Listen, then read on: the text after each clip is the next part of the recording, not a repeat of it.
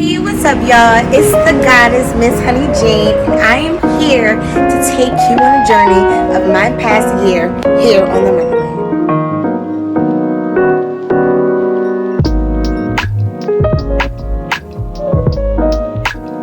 Now, I know, this channel is long overdue, but it's here now, and every Thursday, I want to take you back. If this is your first time visiting my channel, please don't forget to like, share, and subscribe. So let's do a throwback Thursday of the first time I landed in the motherland in East Africa, Dar es Salaam, Tanzania. Are you ready?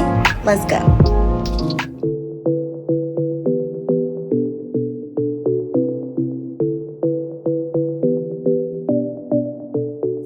My apartment in Philly, and I am on my way to East African country, Tanzania. So I flew Qatar. Qatar is a great airline. It's a little expensive sometimes, but if you take some time to research it, then you'll be able to find some discounts. I was happy they had vegan option for meals, and the layover was absolutely spectacular. So many places to shop, and some comfortable places for me to relax and wait because I had a long layover. But I didn't care. I had my 420 snacks, and hey, I got through it.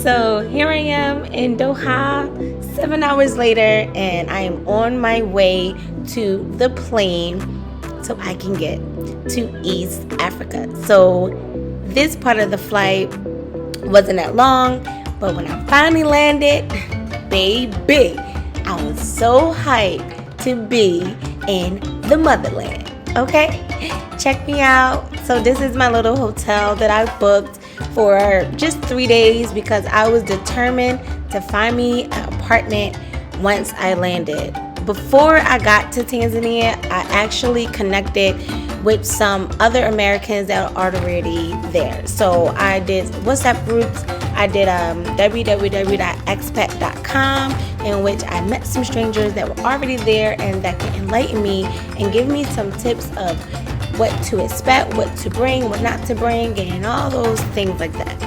So finally, I'm on my way to shop. And I'm out shopping with a sister that I met off of the expat group, and she showed me around one of the biggest markets in Tanzania called Kariakoo. So that's where I am now, and it was just amazing to see all of the vendors and how everything was all set up. This became one of my favorite markets. Like, the people were so welcoming and kind, and then you have guys, you call them kaka, which means brother in Swahili. They'll come and carry your bags for you. So this is my kaka right here. That was my guy. We built a cool relationship. So every time I came, he used to look out for me. Coconut water is also very popular. You can get that anytime, anywhere.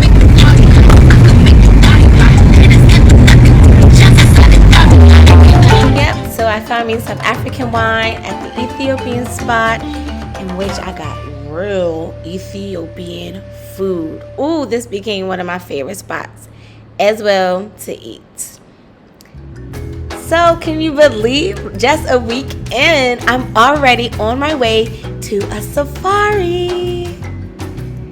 So this ride was so long. I think it was about 7 to 9 hours. I'm just estimating at this point, but it was nice to see the culture, the differences. Like, everything just was so different, and every moment I was like, ooh, this is amazing, so amazing.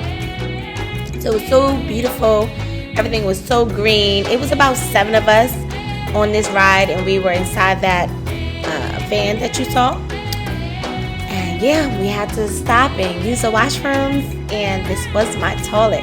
There's actually a proper way to use it, and it took me a few visits, but I definitely got it.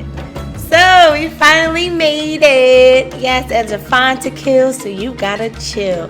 The first time I saw the giraffe, y'all, I wanted to cry. I'm like, baby, I made it to Africa.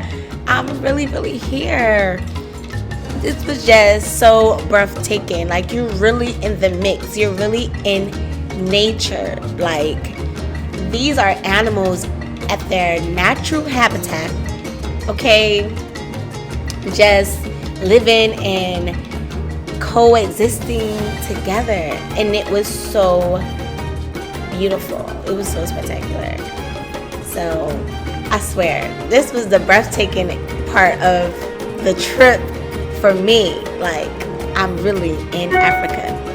So we saw the elephants, and the elephants are majestic and they're so beautiful. So many giraffes, like the colors were so vibrant when you get there, and there were flies everywhere, especially around the hippopotamus pond, okay? So tons of elephants and flies and everything, but when you got a view like that, how can you go wrong? So this is a baobab tree, and it was amazing to just actually see one in person. This is beautiful male elephant. He was getting a little agitated with us, so we kind of had to keep it moving. These little monkeys, these little bamboos, they were so curious. They actually crawled on the bus, but I didn't get that footage for you guys, sorry. But the lioness, she was beautiful, and she was a little sick, so that's why she has that thing around her neck. Bye-bye. So now we're on to the Masai village. This was an experience that you couldn't even find words for it. Like, do you see how the guy is smiling in the background? First of all of these Masai men was absolutely in love with me. We played this little game, and it was just so cute.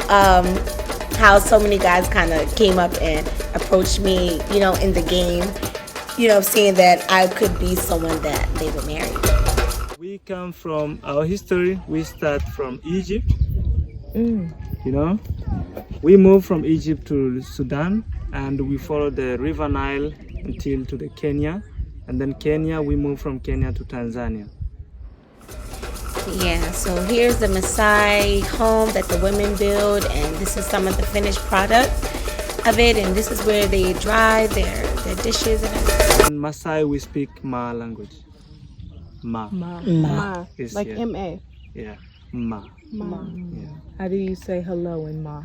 Yeah. Keya. Yeah. And goodbye. Etaina.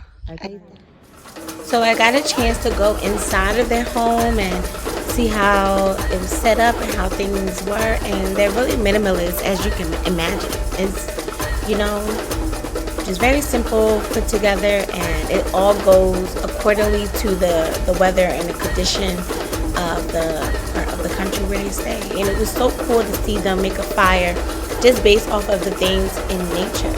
Just watching them in their element, it was just so fascinating, and I was like, wow, this is cool. Sometimes we eat vegetable, but we don't. Mostly we like to eat the meat, milk, and blood, cow blood. Blood? Yes. Like blood and milk. We drink. You drink the cow blood? Yeah.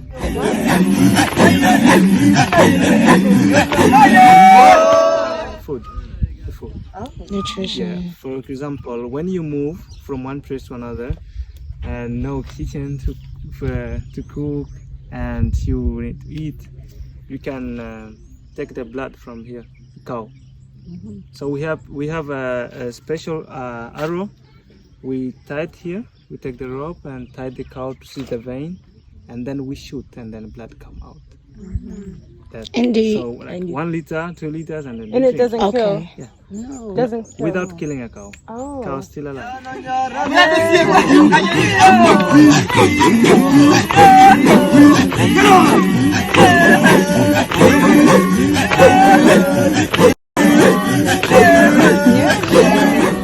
During the circumcision for a boy to become a man. Okay. So actually we use this place for the ceremony.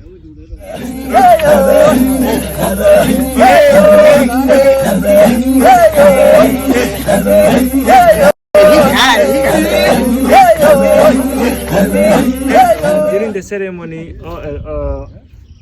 the women, they will stand this side and men this side. We make it seem like a cycle, you know. And circumcision will done in the middle. No medicine, no painkiller. It's natural. At what age? From 13 to 18 in between. For us, yeah, it was, pain, and we feel pain, but you have to Get show through that, it. you're strong. Alright guys, so everything kind of just ended here at a campsite with some nice water, and it was great. So I'm finally back home in Dar es Salaam, and the pictures and videos really don't do any justice of what I experienced this weekend. And just want to say thank you to everyone who's been supporting the journey, and thank you to the universe for allowing the stars to align for me to experience the journey. So much more to come. So that was just the beginning of the journey. Thank you so much for tuning in and sharing this experience with me. Shout out to the designer in Zanzibar, Tanzania, who made my top. Shout out to my stylist here in Accra, Ghana, who makes my locks even more beautiful every time I give him a call. And I'll see you guys in the next video.